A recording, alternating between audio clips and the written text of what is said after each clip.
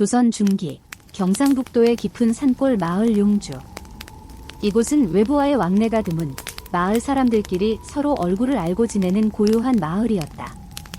어느 날 해가 저물고 땅거미가 내려앉은 시각, 주막 앞에 허름한 행색의 남자가 나타났다. 남자는 너덜너덜한 도포를 입고 얼굴은 먼지와 피로로 범벅이 되어 있었다. 그는 손에 작은 보따리를 들고 멍하니 주막 앞에 서 있었다. 길을 잃고 며칠째 끼니를 거르고 있습니다. 부디 한 끼의 온정이라도 나눠주실 수 없겠습니까? 그는 지나가는 마을 사람들에게 간절히 도움을 청했으나 마을 사람들은 그를 무심히 쳐다보고는 고개를 돌렸다. 어휴, 어디서 거지 같은 놈이 굴러왔대? 괜히 밥 한 끼 줬다간 눌러 앉을지도 몰라. 마을 사람들은 저마다 나쁜 소리를 하며 발걸음을 재촉했다. 하지만 그 장면을 주막 안에서 지켜보던 여인이 있었다. 30이 넘도록 혼인 한 번 하지 못한 주막 주인 금자였다. 금자는 멍하니 남자를 바라보다가 천천히 한숨을 내쉬었다. 저 사람도 내 처지와 다를 게 없구나. 금자는 자신도 어렸을 적부터 마을 사람들에게 외면받아왔다. 못생긴 얼굴, 퉁퉁한 몸매, 거친 손놀림.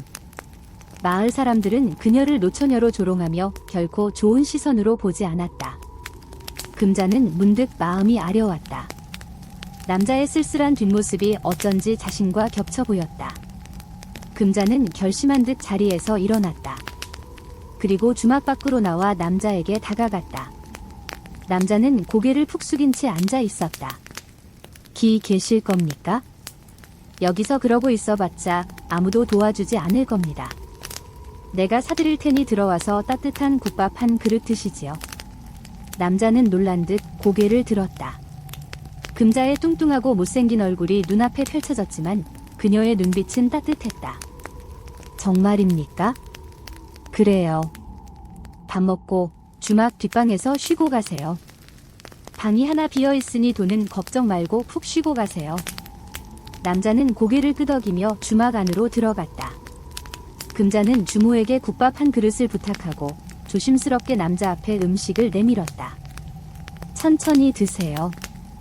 배고픈 사람은 급하게 먹다가 체하니까요. 남자는 눈물을 글썽이며 밥을 한 숟가락 떠먹었다. 따뜻한 국물이 목구멍을 타고 내려가자 그는 눈을 감았다. 금자는 그런 남자의 얼굴을 가만히 바라보았다. 이 사람 어디서 왔을까? 왜 이렇게 떠돌고 있는 걸까? 그렇게 두 사람은 조용히 앉아 밥을 먹었다. 그날 밤 마을 사람들은 그 남자가 주막에 머무르게 된 사실을 알게 되었다. 누군가는 금자를 비웃으며 말했다. 거지도 서방으로 맞이할 작정인가 봐. 어차피 시집도 못 갈 몸이니 그게 최선이겠지. 금자는 그 말에 입술을 깨물었지만 아무 말도 하지 않았다. 그녀는 다시 주막 안으로 돌아와 남자가 쉬고 있는 뒷방 문 앞에 섰다. 방 안에서는 깊고 고른 숨소리가 들려왔다. 금자는 미소를 지으며 중얼거렸다. 그래, 내 방에서 푹 쉬고 가요. 당신에게도 평온한 밤이 필요할 테니. 그렇게 그날 밤 용주 마을의 한 명의 낯선 남자가 조용히 잠들었다. 그러나 아무도 알지 못했다. 그가 마을에 머무는 동안 어떤 일이 벌어질지 금자조차도 상상할 수 없는 일들이 기다리고 있다는 사실을. 다음 날 아침 주막 앞에 서 있던 금자는 잠에서 깨어난 낯선 남자 도하를 마주했다. 도하는 밤새 숙면을 취한 듯 한결 깨끗해진 얼굴로 문 밖에 서 있었다. 그러나 그의 옷차림은 여전히 남루하고 머리카락은 헝클어진 채였다. 잘 주무셨습니까? 금자가 먼저 인사를 건넸다. 네, 정말 감사합니다. 저 같은 사람에게 이렇게 은혜를 베풀어 주시다니. 무슨 말씀을요? 그저 지나가는 인연이라 생각했을 뿐이에요. 도하는 고개를 숙이며 미소를 지었다. 금자는 그 미소에 잠시 멍해졌다. 마치 눈앞에 서 있는 도하의 모습이 거지 행색이 아닌 어딘가 고귀한 자태를 풍기고 있는 듯한 착각이 들었다. 그런데 왜 이렇게 떠돌고 계신 겁니까? 금자가 조심스럽게 물었다. 도하는 잠시 망설이다가 대답했다. 사실은 제 고향에서 산을 넘다가 도적들을 만나 모든 것을 잃었습니다. 이 마을에서 잠시 머무르다가 한양으로 돌아가려고요. 한양으로요? 금자는 의아한 표정으로 물었다. 네, 원래 한양에서 공부하던 선비였습니다. 하지만 지금은 그저 떠도는 신세일 뿐입니다. 금자는 도하의 말을 곱씹으며 고개를 끄덕였다.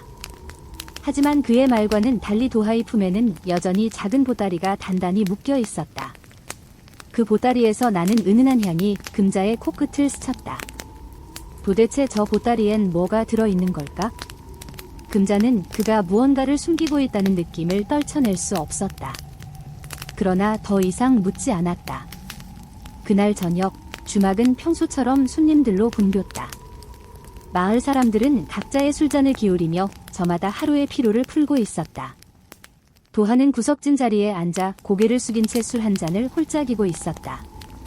그때였다. 문이 벌컥 열리더니 관아의 포졸들이 무리지어 들어왔다. 선두에는 이 마을의 사또 박진호가 서 있었다.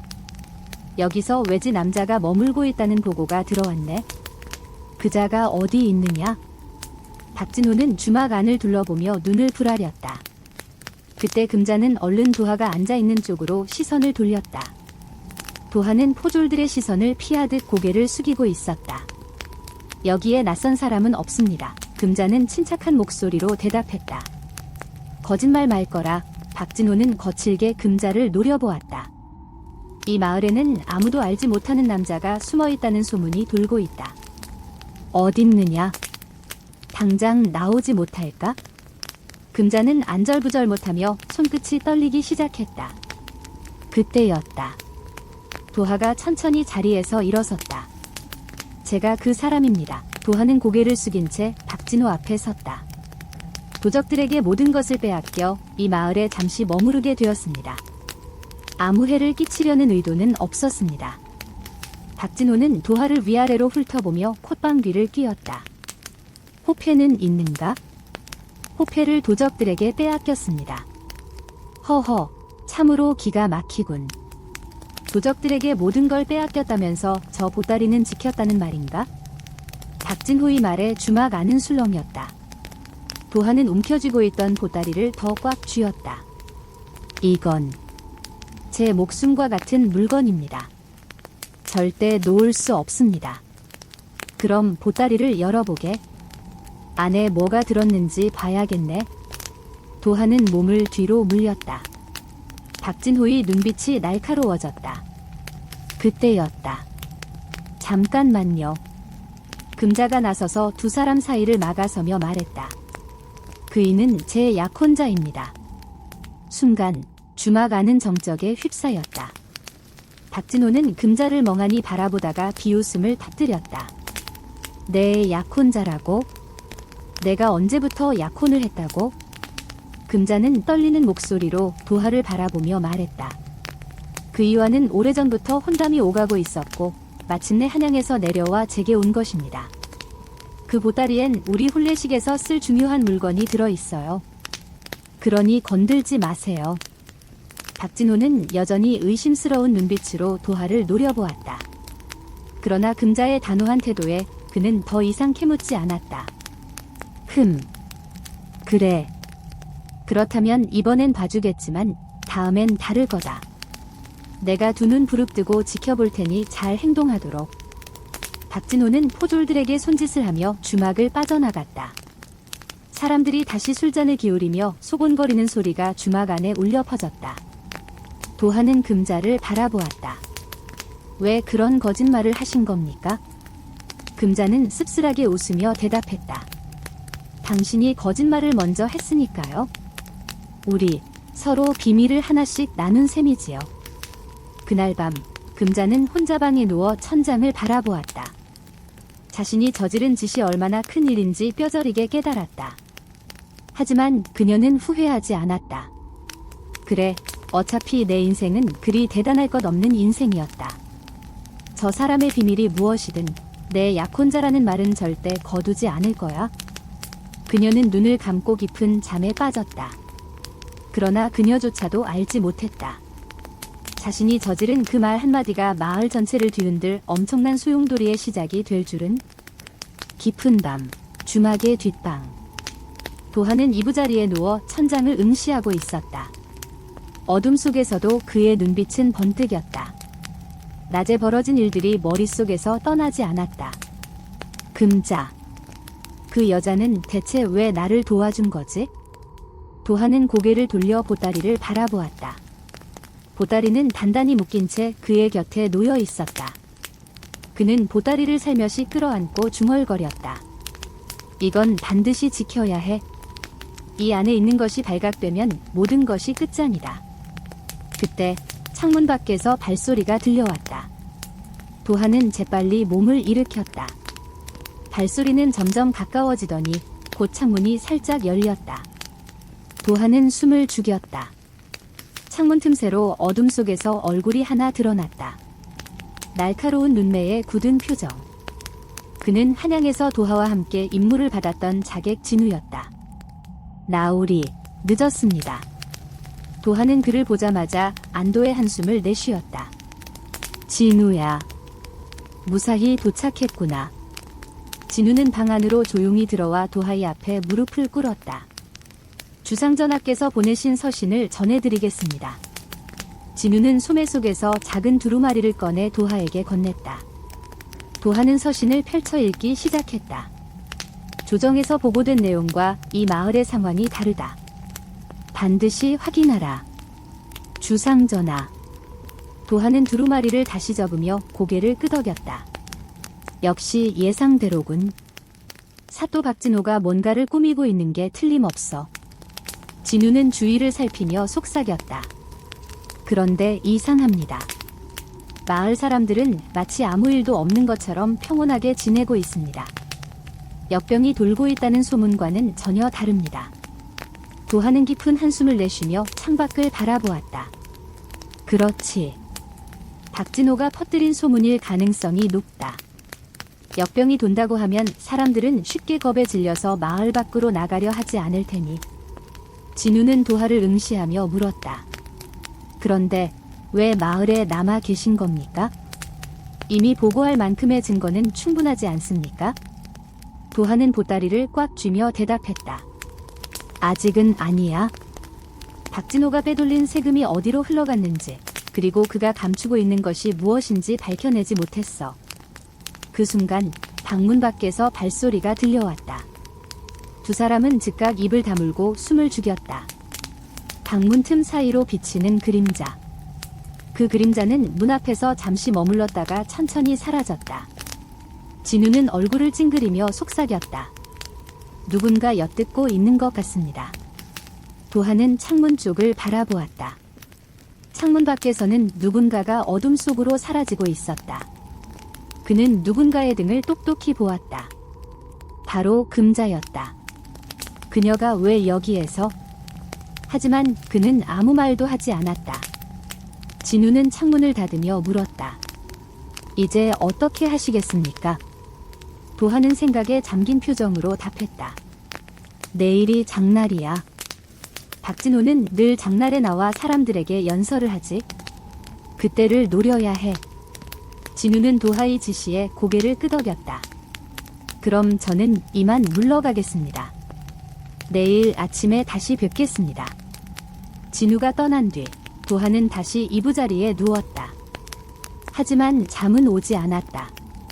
방 밖에서 들려오는 작은 발소리. 그것은 다시 돌아온 금자였다. 금자는 방 안을 슬쩍 엿보더니 도하가 깨어있는 것을 보고 움찔했다. 서방님, 주무셨습니까? 도하는 일부러 피곤한 목소리로 대답했다. 아니, 그냥 잠이 안 와서요. 금자는 머뭇거리며 주저하다가 말했다. 아침 일찍 일어나시면 국밥 한 그릇 내어드릴게요. 힘내시라고요. 도하는 미소를 지으며 고개를 끄덕였다. 고맙습니다. 금자 낭자. 금자는 어색하게 웃더니 뒤돌아섰다. 방으로 들어가는 그녀의 뒷모습이 어딘가 쓸쓸해 보였다. 저 여자가 우리 대화를 엿들었을까? 도하는 고민에 빠졌다. 만약 금자가 그들의 대화를 들었다면 그는 그녀를 어찌해야 할까? 그의 눈빛이 한층 더 날카로워졌다. 그러나 그 순간 그는 문득 자신을 도와준 금자의 얼굴이 떠올랐다. 아니야. 그녀는 그럴 여자가 아니야. 그는 자신에게 그렇게 말하며 이불을 끌어당겼다. 어쩌면 금자는 정말로 그저 자신을 걱정해서 온 것일지도 모른다. 그러나 이 마을에서 벌어지고 있는 음모의 실체를 파헤치기 위해서는 금자조차도 의심하지 않을 수 없었다. 그렇게 도하는 담이 깊어가는 주막 안에서 다시 한번 자신이 품고 있는 보따리를 꽉 껴안았다. 그 보따리 안에는 왕이 보낸 어명과 함께 이 마을의 운명을 뒤흔들 비밀이 담겨 있었다. 이튿날 아침, 용주 마을 장터는 사람들로 북적거렸다. 마을 사람들은 저마다 물건을 사고 팔며 분주히 움직였고 장터 한가운데에는 높다란 연단이 세워져 있었다. 연단 위에는 관아의 사또 박진호가 서 있었다. 그는 마을 사람들을 향해 거만한 표정으로 연설을 시작했다. 자자, 여러분. 우리 마을에 역병이 돌고 있다는 소문이 들려오고 있습니다. 하지만 걱정 마시오. 제가 관아에서 직접 나서서 마을을 지킬 것이오. 사람들은 웅성거리며 서로를 바라보았다. 역병이라니 아무도 아프거나 병이 든 사람을 본 적이 없었는데 왜 사또가 그런 소문을 퍼뜨리는 걸까? 그리고 박진호는 말을 이으며 연단을 내려다보았다. 며칠 전 마을에 이상한 낯선 자가 숨어든 것을 알고 있어. 그 자가 혹여 역병을 퍼뜨리는 도적이 아닌지 제가 철저히 감시하고 있으니 여러분은 안심하고 지내시오. 이 말을 들은 마을 사람들은 더욱 술렁였다. 낯선 자라면 주막에 머물고 있는 도하를 말하는 것이었다. 그들은 수군거리기 시작했다. 맞아. 그 거지 같은 놈이 한양에서 왔다고 했지? 금자가 그를 약혼자라고 했는데 정말일까? 금자는 장터 한쪽에서 도하를 지켜보고 있었다. 도하는 사람들의 시선을 피하려는 듯 고개를 숙이고 있었다. 금자는 입술을 깨물었다. 그녀는 자신의 거짓말이 도하를 더욱 위험하게 만들고 있다는 것을 깨닫고 있었다. 그때였다. 박진호의 옆에서 한 사내가 서둘러 다가와 귓속말을 했다. 박진호는 그 말을 듣고는 얼굴이 굳어졌다. 지금 당장? 네, 사또 나리. 방금 보고가 들어왔습니다. 박진호는 급히 연단 아래로 내려와 도하가 서 있는 쪽으로 걸어왔다. 그는 포졸들을 데리고 도하의 앞에 섰다. 이봐, 너의 보따리를 열어보게. 도하는 두 눈을 가늘게 뜨고 박진호를 바라보았다. 이 보따리는 제 물건입니다. 함부로 열 수는 없습니다. 함부로 열 수 없다고 박진호는 코웃음을 쳤다. 이 마을에서 너 같은 떠돌이가 뭘 가지고 다니는지 내가 반드시 확인해야겠군. 그 순간 금자가 도하의 앞에 나서며 외쳤다. 사또 나리. 그 보따리는 제 것입니다. 박진호는 눈살을 찌푸리며 금자를 노려보았다. 내 거라고? 내가 거짓말을 하느냐? 금자는 당당하게 고개를 들고 말했다. 네, 저와 약혼할 남편이 가져온 제 혼례 예물입니다. 그러니 함부로 건들지 마십시오. 박진호는 의심스러운 눈초리로 두 사람을 번갈아 쳐다보았다. 금자는 떨리는 손을 도하의 팔에 얹으며 말했다. 서방님, 괜찮아요. 제가 다 막아줄 테니. 도하는 그런 금자를 말없이 바라보았다. 그녀의 손끝이 떨리고 있었다. 도하는 입술을 꾹 다문 채 고개를 숙였다. 좋아. 그렇다면 두고 보겠다. 만약 거짓말이라면 둘 다 감옥에 쳐넣을 것이니. 박진호는 이를 악물고 연단을 떠났다. 도하는 그제야 긴장을 풀고 금자를 향해 속삭였다. 왜 또 나섰습니까? 괜한 위험을 자초할 뿐입니다. 금자는 한숨을 내쉬며 말했다. 내가 한 거짓말 때문에 당신이 더 의심받게 될까 봐서요. 어차피 여기까지 왔으니 끝까지 속여야죠. 도하는 그녀의 얼굴을 가만히 바라보았다. 금자의 눈동자에는 두려움과 걱정이 가득 담겨 있었다. 고맙습니다. 금자 낭자. 금자는 고개를 끄덕이며 주막 쪽으로 발걸음을 옮겼다. 그러나 도하는 여전히 장터 한가운데 서서 연단 위에서 연설을 마치고 포졸들에게 둘러싸여 있는 박진호를 바라보고 있었다. 이 마을 사람들은 전부 속고 있군. 도대체 박진호는 무엇을 꾸미고 있는 거지? 그때 장터 반대편에서 수상한 자객들이 몰래 움직이고 있는 것이 눈에 들어왔다. 그들은 박진호의 명을 받은 자들로 보였다. 도하는 그들을 바라보며 입술을 깨물었다. 금자 낭자가 위험해질 수도 있겠군. 도하는 빠른 걸음으로 금자의 뒤를 따라갔다. 그녀가 주막에 들어서는 순간 도하는 그녀의 발을 붙잡았다. 금자 낭자, 잠시 얘기 좀 합시다. 금자는 놀란 얼굴로 도하를 바라보았다. 도하는 그녀의 눈을 똑바로 응시하며 진지한 표정으로 말했다. 이 마을에 역병이 돌고 있다는 소문 사실이 아닙니다. 금자는 당황한 표정으로 물었다. 아니, 그럼. 도하는 고개를 저으며 속삭였다. 박진호는 마을 사람들을 겁주고 있습니다. 역병이 돈다고 해서 사람들을 마을에 가두고 자신이 통제권을 가지려는 것이죠. 금자는 입술을 깨물며 두 주먹을 꽉 쥐었다. 그럼 서방님은 도대체 누구십니까? 정말 제 약혼자가 아니시라면? 도하는 잠시 침묵했다. 그리고 조용히 대답했다. 나중에 알게 될 겁니다. 하지만 지금은 나를 믿어주십시오. 금자 낭자도 위험에 처할지 모릅니다. 금자는 도하의 진지한 표정을 보며 말없이 고개를 끄덕였다. 이 사람, 분명히 거짓말을 하고 있다. 하지만 왜인지 믿고 싶어진다. 그 순간 주막 밖에서 누군가가 크게 외쳤다. 사또 나리의 명이다. 장터에 집합하라. 지금 당장. 금자는 문 밖에서 들려오는 소리에 온몸이 굳어졌다. 도하는 주막 창문 밖을 내다보았다. 박진호가 포졸들과 함께 장터 한가운데 서 있었다. 이제 시작이군. 도하는 조용히 속삭이며 허리춤에 숨겨둔 단도를 꺼내들었다. 금자는 그 모습을 보고 경악했다. 서방님, 대체 무엇을 하려는 겁니까? 도하는 굳은 표정으로 말했다. 이제부터 진실을 밝힐 시간입니다. 장터 한가운데로 모여든 마을 사람들은 어리둥절한 얼굴로 박진호를 바라보고 있었다. 박진호는 연단 위에서 양팔을 벌린 채 마을 사람들을 향해 소리쳤다. 여러분, 지금부터 아주 중요한 발표가 있어. 사람들은 웅성거리기 시작했다. 도하는 금자와 함께 주막의 어두운 구석에 숨어 연단을 지켜보고 있었다. 그의 눈빛은 매서웠다. 박진호는 포졸들에게 손짓했다. 그러자 포졸들이 주막 뒤쪽에서 보따리에 가득 담긴 인삼 뿌리들을 끌고 나왔다. 인삼의 뿌리들은 유난히 크고 탐스러웠다. 마을 사람들은 놀란 얼굴로 인삼을 쳐다보았다. 이것이 무엇인지 아시오? 박진호는 인삼을 한 뿌리 들어올리며 소리쳤다.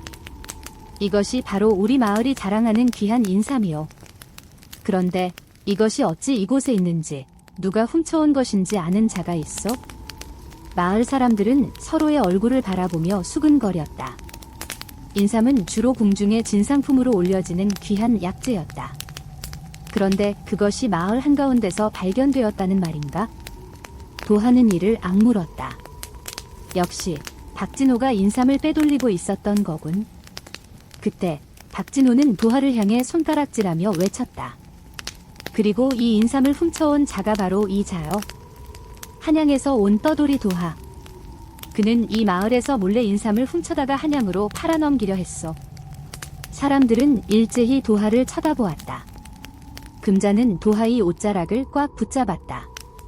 서방님, 이건 전부 거짓말이죠? 도하는 입술을 꽉 깨물고 고개를 숙였다. 그는 지금 당장 이 자리를 벗어나야 했다. 하지만 금자가 그의 옷자락을 붙잡고 있는 한 그는 도망칠 수 없었다. 박진호는 포졸들에게 손짓했다. 이 자를 당장 잡아들여라. 포졸들이 도하를 향해 달려들었다. 그 순간 도하는 단도를 꺼내 들었다.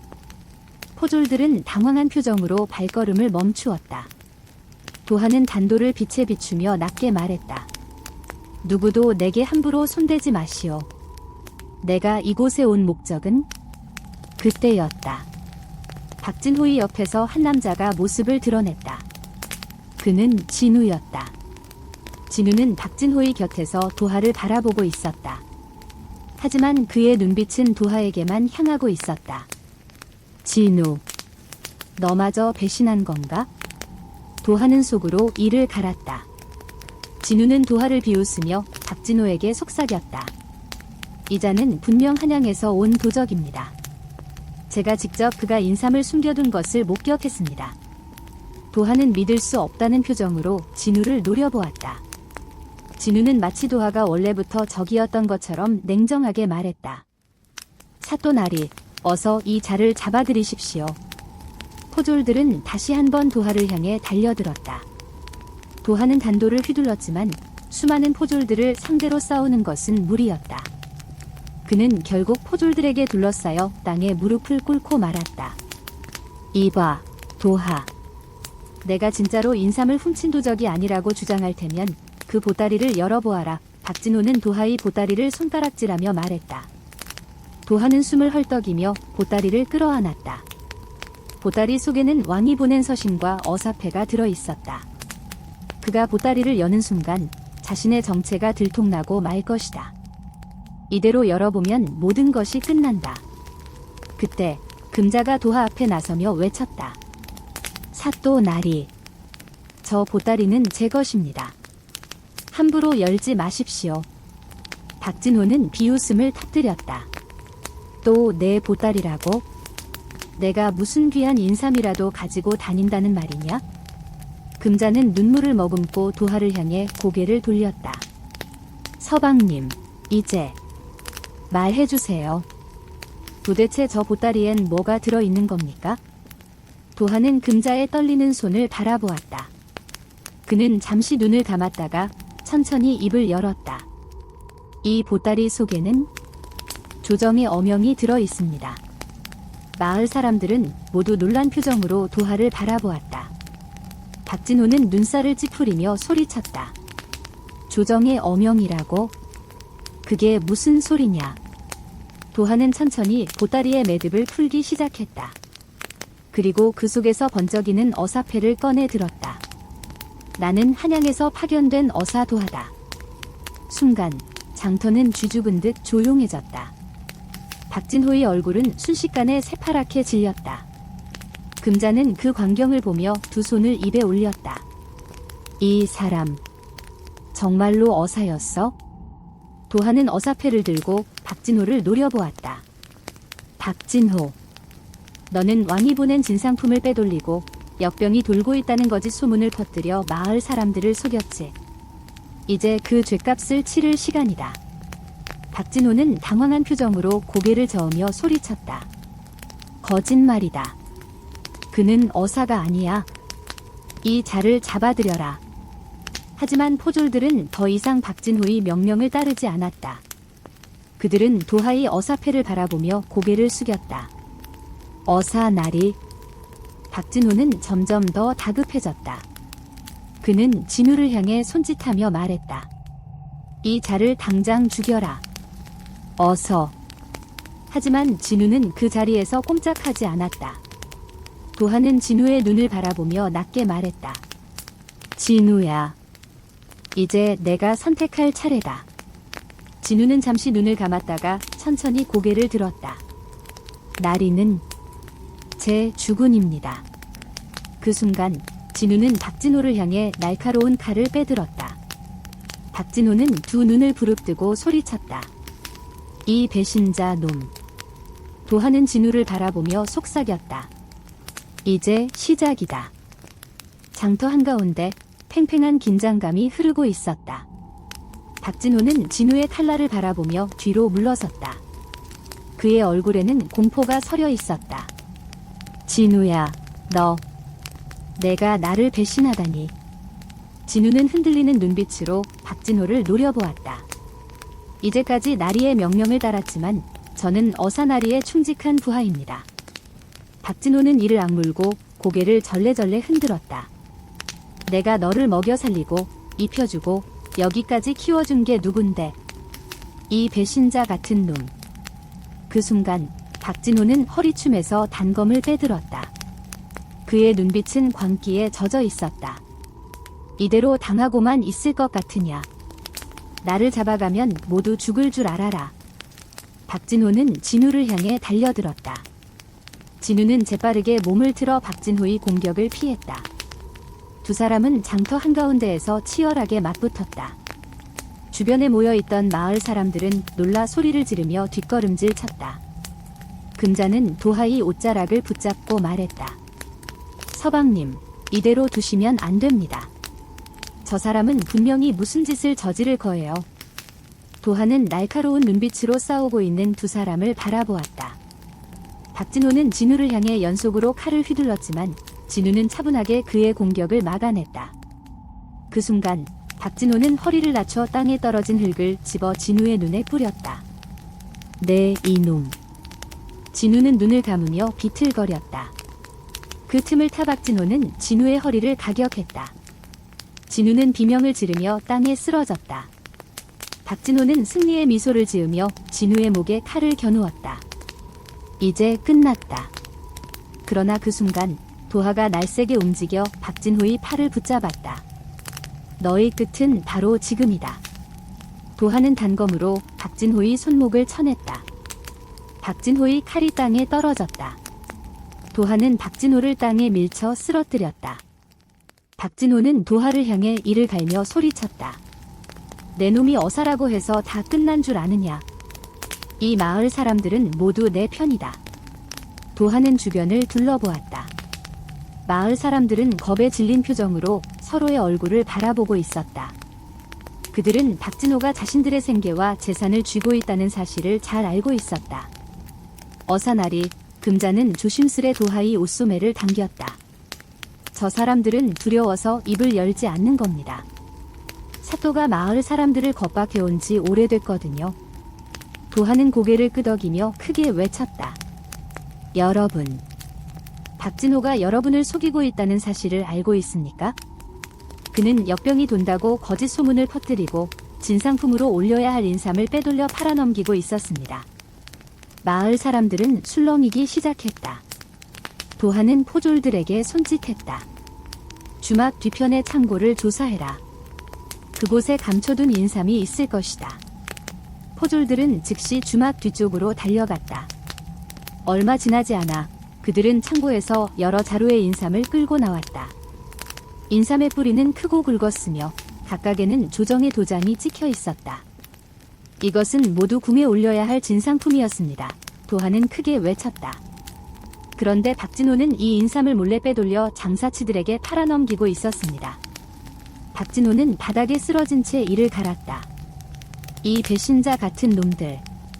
내가 누구 덕에 먹고 살았는데. 그때 마을 사람들 속에서 한 노인이 앞으로 나왔다. 그는 지팡이를 짚고 천천히 걸어 나왔다.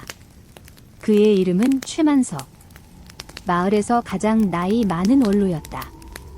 박진호. 내가 우리 마을 사람들을 협박하고 그들의 재산을 빼앗고 심지어 죽은 자의 이름으로 세금을 거둬들였다는 소문이 사실이더냐? 박진호는 이를 악물고 고개를 돌렸다. 헛소리입니다. 모두 이 어사놈이 지어낸 거짓말입니다. 최만석은 고개를 천천히 저으며 말했다. 내가 눈으로 직접 보았다. 내가 산 뒤편에 숨겨둔 인삼밭. 그곳에서 죽은 자의 이름으로 거둬들인 세금을 은밀히 숨기고 있는 걸 말이다. 박진호의 얼굴이 하얗게 질렸다. 마을 사람들은 놀란 표정으로 서로를 쳐다보았다.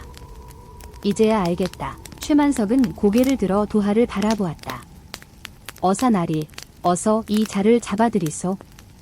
그는 더 이상 이 마을에 있어서는 안 될 자요. 도하는 고개를 끄덕이며 포졸들에게 명령했다. 박진호를 관하로 끌고 가라. 그의 죄를 낱낱이 조사하고 인삼밭에서 얻은 수익도 전부 회수하라. 포졸들이 박진호를 끌고 갈 때 박진호는 발버둥치며 외쳤다. 내가 이 마을을 위해 한 일이 얼마나 많은데. 너희들은 나 없이는 굶어 죽을 거야. 후회하게 될 거라고. 그러나 마을 사람들은 침묵한 채 그를 외면했다. 진우는 도하이 앞에 무릎을 꿇고 고개를 숙였다. 나리, 용서해 주십시오. 제 잘못입니다. 저는 도하는 그의 어깨를 두드리며 말했다. 너는 내 명을 따랐을 뿐이다. 이제부터는 진실만을 밝혀라. 진우는 눈물을 흘리며 고개를 숙였다. 금자는 멍한 표정으로 도하를 바라보고 있었다. 그녀의 눈빛에는 놀람과 안도가 뒤섞여 있었다. 서방님. 아니, 어사 나리. 도하는 고개를 돌려 금자를 바라보았다. 그의 눈빛에는 이제 더 이상 두려움이 없었다. 이제 당신에게 설명해야 할 시간이군요.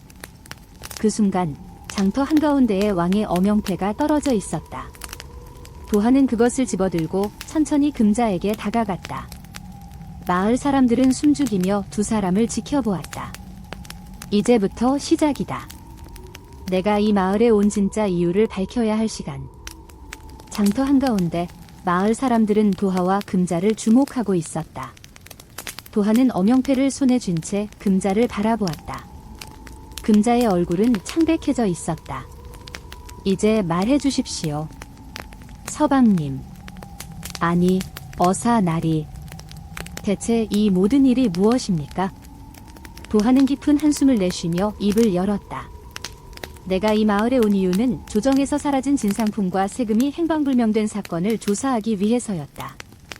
원래는 안동에 갈 예정이었으나 주상전하의 긴급명에 따라 이 마을로 발걸음을 돌리게 된 것이다. 금자는 도하의 얼굴을 응시했다. 그동안 자신이 알고 있던 서방님의 모습은 모두 거짓이었다는 사실이 충격으로 다가왔다. 그럼 내가 당신을 돕겠다고 했던 그 순간부터 당신은 이미 어사였던 겁니까? 도하는 고개를 천천히 끄덕였다. 그렇다. 나는 처음부터 이 마을의 비리를 파헤치기 위해 잠입한 것이다. 그리고 그 과정에서 너에게 도움을 받았다. 금자는 입술을 깨물었다. 자신이 모른 채로 어사의 임무를 돕고 있었다니. 그녀는 멍하니 땅만 바라보았다. 하지만 금자는 떨리는 목소리로 말했다. 당신이 어사였다는 사실을 알았다면 나는 그때도 당신을 도왔을까요? 도하는 대답하지 않았다. 그의 눈빛은 고요했지만 속으로는 복잡한 심경이 요동치고 있었다. 그는 진우를 향해 고개를 돌렸다. 진우야, 이제 마을 뒤편에 인삼밭을 조사하러 가야 한다. 박진호가 숨겨둔 물건들이 그곳에 있을 것이다. 진우는 고개를 숙이며 대답했다. 예, 나리. 즉시 출발하겠습니다. 포졸들과 함께 떠나는 진우를 바라보던 도하는 다시금 금자를 향해 다가갔다. 금자 낭자, 당신도 나와 함께 가야 합니다. 금자는 놀란 눈으로 도하를 쳐다보았다. 저도 가야 합니까? 내가 나를 처음 만났을 때 그 순간부터 이 일에 얽혀 있었던 것이다. 너는 그 당시 내가 누구인지 모르고 나를 도와주었지만 이제는 너의 도움이 필요하다. 금자는 도하의 진지한 눈빛에 고개를 끄덕였다. 알겠어요. 함께 갑시다. 마을 뒷산으로 이어진 좁은 산길. 도하와 금자는 나란히 걷고 있었다. 주변은 어둠이 짙게 내려앉아 있었고 산골짜기에서는 바람이 휘몰아쳤다. 금자 낭자, 도하가 입을 열었다. 내가 이 마을에서 조사한 것들에 대해 이야기해주겠다. 금자는 묵묵히 그의 말을 들었다. 처음 이 마을에 도착했을 때 나는 마을 사람들의 표정을 유심히 살폈다. 대부분이 겁에 질린 얼굴이었고 역병이 돈다는 소문이 도는데도 실제로 아픈 사람은 한 명도 없었다. 그때부터 나는 이 마을에 뭔가 감춰진 것이 있다는 걸 눈치챘다. 그렇다면 역병 소문은 모두 거짓이었나요? 맞다. 그것은 박진호가 일부러 퍼뜨린 소문이었다. 마을 사람들이 외부와의 접촉을 피하게 만들고 자신이 통제권을 쥐기 위해서였다. 그렇다면 인삼은요? 그 많은 인삼은 어디서 나온 겁니까? 도하는 잠시 걸음을 멈추고 어둠 속의 산을 바라보았다. 바로 저기 산 너머에 숨겨진 동굴이 있다. 그곳에서 인삼을 은밀히 재배하고 있었다. 금자는 소름이 돋았다. 그렇게 귀한 인삼을 몰래 키웠다고요? 그뿐만이 아니다. 그 인삼은 단순히 빼돌린 것이 아니었다. 도하는 어둠 속에서 무언가를 발견한 듯 발걸음을 멈추었다. 그가 가리킨 곳에는 덩굴로 덮인 작은 동굴 입구가 있었다. 여기야. 도하는 허리춤에서 칼을 꺼내 덩굴을 잘라냈다. 동굴 입구가 드러나자 금자는 입을 틀어막았다. 동굴 안에는 빼곡히 자란 인삼이 가득했다. 그들은 모두 흙더미 속에 묻혀 있었다. 이 인삼들, 이건... 도하는 진지한 눈빛으로 말했다. 이 인삼들은 모두 죽은 자의 이름으로 세금을 거둬들이기 위해 심어진 것이다. 박진호는 마을의 사망자 기록을 조작해 세금 장부에 그들의 이름을 적어 넣었다. 살아있는 사람들은 자신이 낸 세금이 그들의 몫이었는지조차 알지 못했다. 금자는 그제야 모든 퍼즐이 맞춰지는 듯했다. 그래서 이 마을 사람들이 역병에 걸렸다고 소문을 낸 거군요. 마을 사람들은 외부와의 연락을 끊고 그 사이에 죽은 자들의 이름을 세금 장부에 적어 넣고 그리고 그 세금은 인삼 재배와 거래를 위해 사용되었다. 도하는 무언가를 발견한 듯 동굴 끝쪽으로 다가갔다. 그는 흙더미를 파헤쳤다. 그러자 그 아래에서 커다란 나무 상자가 모습을 드러냈다. 이건... 도하는 상자의 뚜껑을 열었다. 그 안에는 박진호의 인장과 함께 도정에 올려야 할 진상품 목록, 그리고 빼돌린 금화가 가득 담겨 있었다. 이제야 증거가 확보되었군. 도하는 이를 악물고 상자를 닫았다. 이제 이 모든 것을 한양에 보고할 것이다. 금자는 도하를 바라보았다. 이제 당신은 떠나는 겁니까? 도하는 고개를 끄덕였다. 그래. 내 임무는 여기서 끝났다. 이제 조정으로 돌아가 이 모든 죄를 밝혀야 한다. 금자는 고개를 숙였다. 눈가에 눈물이 고여 있었다. 그렇다면 나에게 약혼자라고 했던 그 말도 다 거짓이었나요? 도하는 잠시 망설였다. 그는 금자의 손을 잡고 진지한 표정으로 말했다. 거짓이었지만 거짓만은 아니었다. 금자는 그 말의 뜻을 이해할 수 없었다. 도하는 그녀의 손을 놓고 동굴 밖으로 걸어 나갔다. 금자는 그가 사라져가는 뒷모습을 바라보며 중얼거렸다. 서방님. 아니, 도하 나리. 그녀의 목소리는 산골짜기 어둠 속에 스며들어 메아리 쳤다. 며칠이 흘렀다. 도하와 진우는 수십 마리의 말을 이끌고 마을을 빠져나가고 있었다. 말 위에는 박진호가 빼돌린 금화와 인삼이 실려 있었다. 도하는 말고삐를 단단히 쥔 채 앞을 응시하고 있었다. 그의 표정은 결연하고 굳건했다. 이제 이 모든 증거를 한양으로 가져가면 되는 겁니까? 진우가 도하에게 물었다. 그래. 주상전하께 직접 보고하고 박진호의 죄를 낱낱이 밝혀야 한다. 진우는 잠시 침묵하다가 입을 열었다. 그런데 금자 낭자는요? 그분에게는 아무 말도 하지 않고 떠나시는 겁니까? 도하는 고개를 숙였다. 며칠 전 동굴 앞에서 금자의 눈동자에 맺힌 눈물이 떠올랐다. 그녀는 아무 말도 하지 않았지만 그 눈빛은 너무도 슬퍼 보였다. 내가 떠난다면 그녀는 어떻게 할까? 그러나 도하는 고개를 세차게 저었다. 그 여인은 나와 상관없는 사람이다. 나의 임무는 끝났고 나는 조정으로 돌아가야 한다. 진우는 더 이상 묻지 않았다. 도하는 속으로 스스로에게 되뇌었다. 그래, 나는 어사다. 내 임무는 주상전하의 명을 받들어 이 땅의 부정을 바로잡는 것, 나의 감정 따위에 휘둘려서는 안 된다. 한편 마을에서는 금자가 홀로 주막 앞에 서 있었다. 그녀는 어젯밤 도하가 남긴 짧은 쪽지를 손에 쥐고 있었다. 감사합니다. 당신의 도움으로 임무를 완수했습니다. 부디 건강히 지내십시오. 도하. 그것이 전부였다. 그 어느 곳에도 약혼자라는 말도 다시 돌아오겠다는 말도 없었다.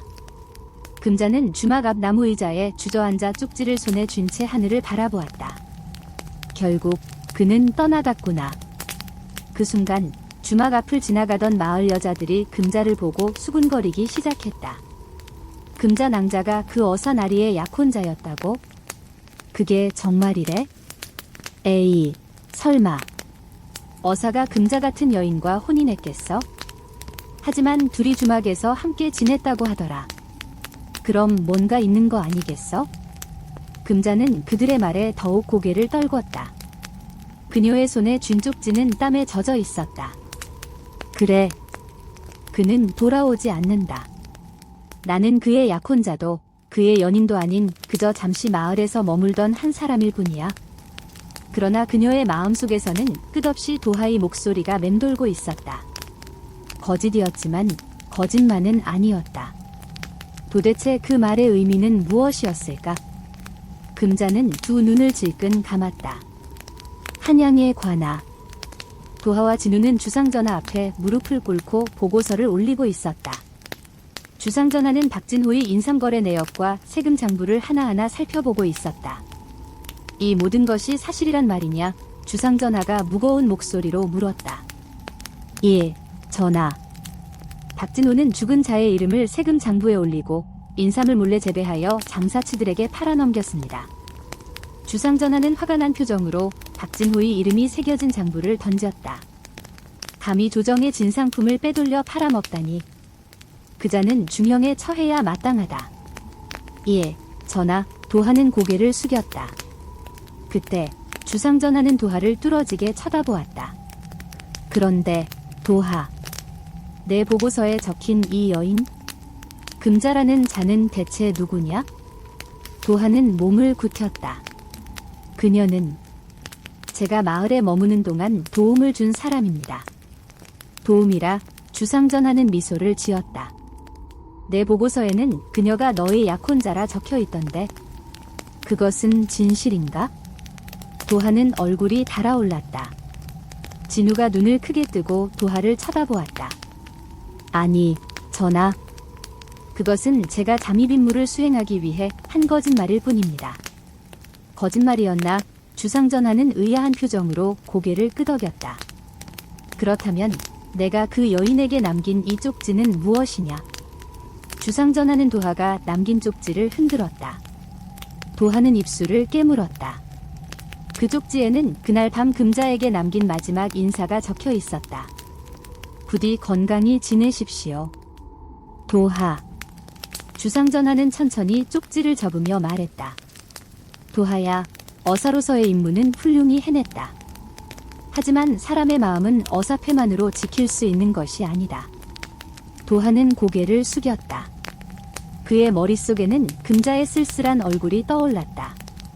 전하, 허락해 주신다면 저는 다시 용주마을로 돌아가고 싶습니다. 주상전하는 미소를 지으며 고개를 끄덕였다. 가거라. 너의 마음이 향하는 곳으로. 며칠 뒤 도하는 다시 용주마을에 도착했다. 마을 입구에는 금자가 서 있었다. 그녀는 그를 보자마자 입술을 꽉 깨물었다. 도하는 금자 앞에 서서 깊게 허리를 숙였다. 금자 낭자, 나를 용서해 주십시오. 금자는 떨리는 손으로 도하의 어깨를 때렸다. 이제 와서 무슨 말을 하러 온 거예요? 당신이 떠나고 나서 사람들이 날 얼마나 조롱했는지 알아요? 도하는 그녀의 손을 잡고 간절히 말했다. 이제부터는 내가 너의 진짜 약혼자가 될 것이다. 금자는 눈을 동그랗게 뜨고 도하를 바라보았다. 그의 눈빛은 진심이었다. 도하는 그때서야 자신의 감정을 깨달았다. 금자 낭자, 너는 나의 유일한 약혼자다. 그 순간 금자의 눈가에서 눈물이 흐르기 시작했다. 그녀는 도하의 품에 안기며 소리 없이 울었다. 도하는 그녀를 품에 안고 속삭였다. 이제 나는 너를 떠나지 않을 것이다. 다시는. 그들의 뒤로는 마을 사람들의 웃음소리가 들려왔다. 주막 앞에는 따뜻한 불빛이 흘러나오고 있었고 마을 사람들은 모여 인삼을 씻고 있었다. 그 인삼은 이제 더 이상 박진호의 것이 아닌 마을 사람들의 것이었다. 그렇게 마을은 평온을 되찾았고 도하와 금자는 주막 앞에서 서로의 손을 꼭 잡고 서 있었다. 그날 밤 용주 마을에는 늦가을에 찬바람이 불고 있었다. 금자는 주막의 뒷방에서 도하가 앉아있는 모습을 가만히 지켜보고 있었다. 도하는 손에 들고 있는 인삼뿌리를 천천히 살펴보고 있었다. 이제 이 인삼들은 모두 마을 사람들의 것이 되었군요. 금자가 말했다. 그래, 도하는 고개를 끄덕이며 대답했다. 주상전하께서 박진호의 죄를 모두 공개하고 빼돌린 인삼은 마을 사람들에게 되돌려주겠다고 명하셨다. 이젠 더 이상 이 마을에서 인삼을 빼돌리는 일은 없을 것이다. 금자는 도하의 옆에 조심스럽게 앉았다. 두 사람 사이에는 아직도 어색한 기류가 흘렀다. 도하는 인삼을 내려놓고 금자를 바라보았다. 금자 낭자. 네, 서방님. 이제부터는 서방님이라 부르지 않아도 된다. 나는 어사 도하가 아닌 그냥 도하일 뿐이니까. 금자는 도하의 말에 조용히 미소를 지었다. 하지만 저는 서방님이 마음에 듭니다. 그동안 서방님이라 부르던 것이 익숙해졌거든요. 도하는 금자의 눈을 바라보았다. 그녀의 눈동자에는 진심이 담겨 있었다. 그제야 그는 금자가 자신에게 베푼 온정을 진정으로 이해하게 되었다. 그럼 서방님이라 불러도 좋소. 도하는 부드럽게 미소 지으며 말했다. 두 사람 사이에 잠시 침묵이 흘렀다. 도하는 주막 밖에서 들려오는 바람 소리를 들으며 입을 열었다. 사실 나는 한양으로 돌아가야 한다. 금자의 얼굴이 순식간에 어두워졌다. 떠나신다는 말씀이신가요? 이번 임무가 끝났지만 주상전하께서 새롭게 맡긴 임무가 있다. 금자는 입술을 깨물며 고개를 끄덕였다. 그렇군요. 역시 서방님은 중요한 분이시니. 도하는 금자의 손을 조심스럽게 잡았다. 금자 낭자, 나와 함께 한양으로 가지 않겠소? 금자는 놀란 얼굴로 도하를 쳐다보았다. 저와 함께? 한양으로요? 그래. 너는 나의 약혼자라고 하지 않았나? 이제는 진짜로 약혼자가 되어 함께 가자. 금자는 두 손으로 입을 틀어막았다. 눈물이 차오르려는 것을 억누르기 위해서였다. 하지만 나는 그저 주막의 노처녀일 뿐입니다. 한양에 가면 서방님의 신분에 맞지 않는 사람으로 보일 텐데. 도하는 고개를 저으며 말했다. 한양에서 어사로서 살아가는 것보다 이곳에서 너와 함께 주막을 운영하는 것이 더 행복할지도 모른다. 금자는 도하의 손을 꽉 쥐며 말했다. 그럼 우리 주막에서 함께 살아요. 함께 장사를 하고 함께 밥을 먹고 함께 밤하늘을 보고. 도하는 부드럽게 그녀의 이마에 입을 맞추었다. 그래. 이제 나는 떠나지 않겠다. 며칠 후 도하는 금자와 함께 주막 앞에서 마을 사람들에게 인사를 하고 있었다. 사람들은 하나둘씩 모여들어 두 사람을 축하했다. 이제 금자 낭자가 정말로 어사나리의 부인이 되는 것이냐? 아니, 이제 어사나리도 주막 주인이 된다는 거겠지? 이제는 어사가 아닌 주막집 서방님이겠군. 사람들은 웃음소리를 터뜨리며 두 사람을 축복했다. 도하는 주막 앞에서 사람들에게 인삼을 나누어 주고 있었다. 인삼 한 뿌리 한 뿌리에는 마을 사람들의 이름이 적혀 있었다. 이제부터 이 인삼들은 여러분의 것입니다. 도하는 큰 소리로 말했다.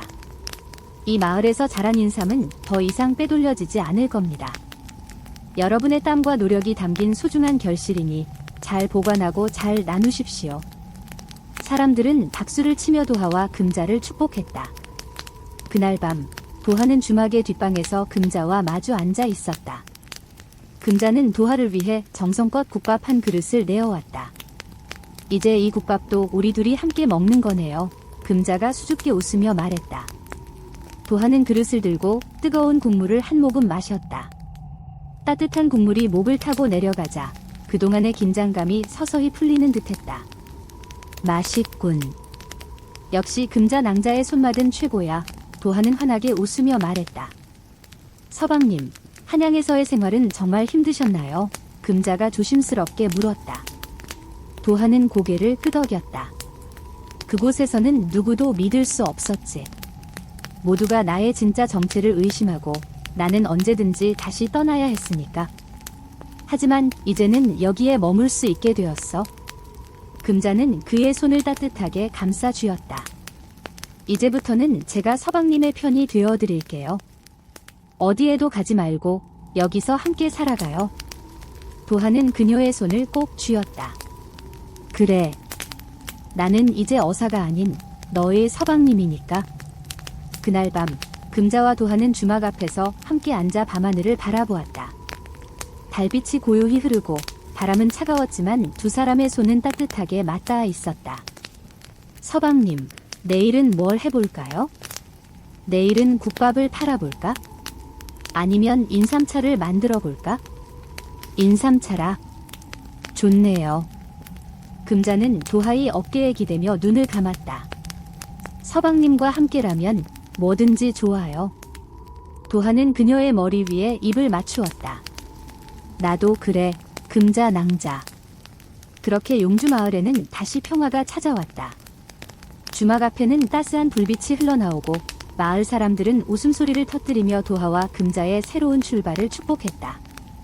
그들의 앞날은 어떤 시련이 기다리고 있을지 몰라도 두 사람은 서로의 손을 꼭 잡고 그 모든 시간을 함께할 것이었다. 그리고 용주 마을의 주막은 이제 어사와 노처녀의 국밥집이라는 새로운 이름으로 다시 태어났다. 그로부터 몇 달이 흐른 뒤 용주 마을은 전보다 더 활기차고 평화로운 모습을 되찾았다. 마을 사람들은 각자 자신의 밭에서 인삼을 재배하며 새로운 삶을 살아가고 있었다.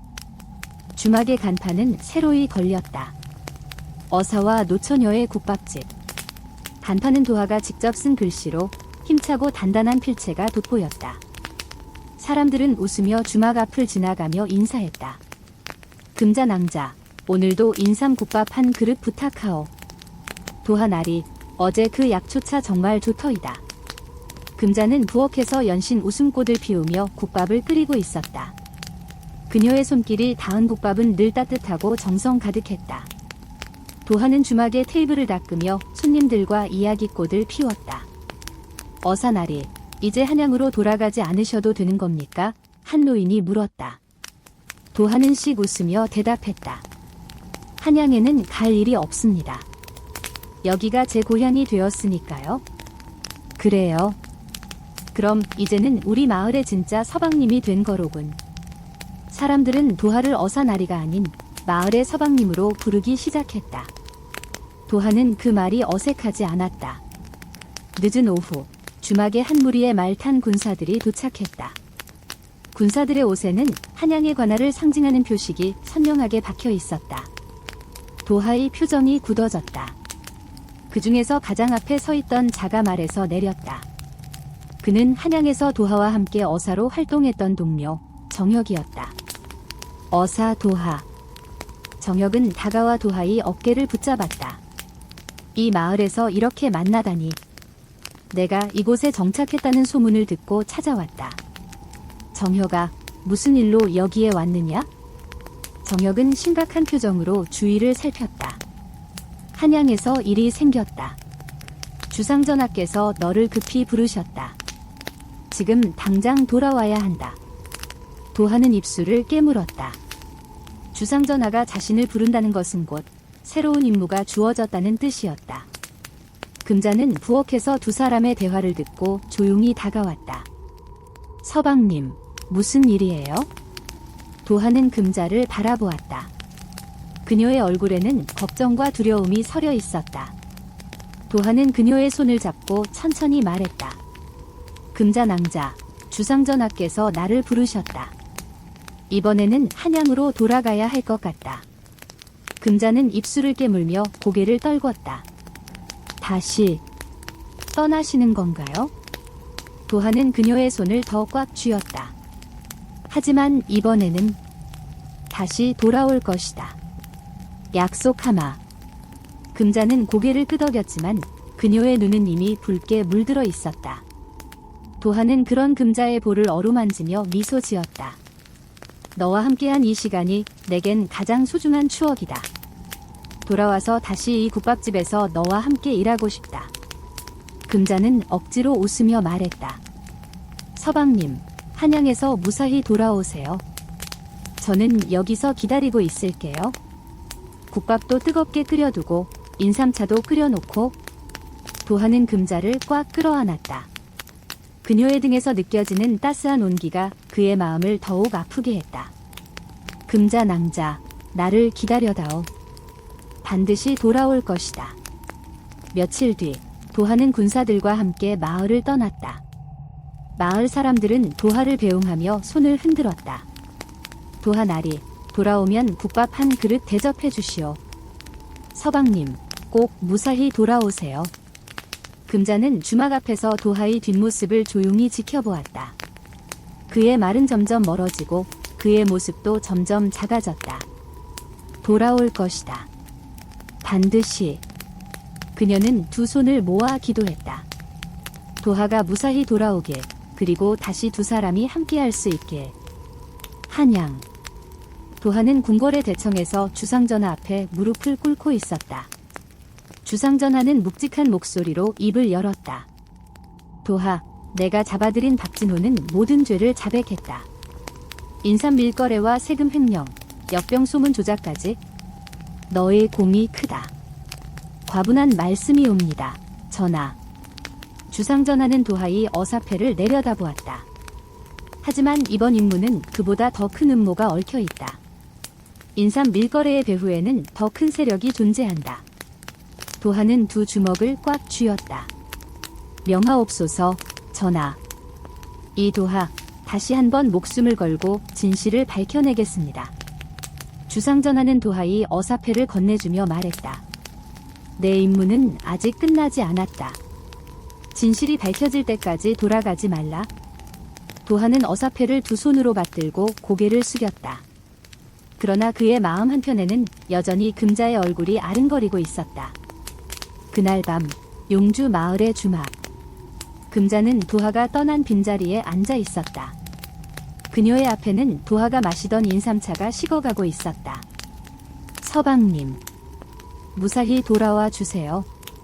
그녀는 창밖을 바라보았다. 창문 너머로는 차가운 가을바람이 불고 어둠 속에서 작은 불빛이 반짝였다. 서방님, 나는 여기서 기다리고 있을게요. 그녀는 차가운 잔을 두 손으로 감싸주며 눈을 감았다. 그리고 그 순간 멀리서 들려오는 말발굽 소리. 금자는 눈을 뜨고 창밖을 응시했다. 어둠 속에서 한 사람의 그림자가 주막 쪽으로 다가오고 있었다. 서방님. 그녀는 벌떡 일어나 주막 문을 열고 밖으로 나갔다. 어둠 속에서 서서히 다가오는 말 위의 사람. 그가 누구인지 알 수 없었다. 그러나 그녀의 가슴은 이미 두근거리기 시작했다. 그는 약속대로 돌아온 것일까? 아니면 또 다른 누군가가 찾아온 것일까? 금자는 어둠 속의 사람을 향해 천천히 다가갔다. 그날 밤 용주 마을의 주막 앞에는 서늘한 가을바람이 불어오고 있었다.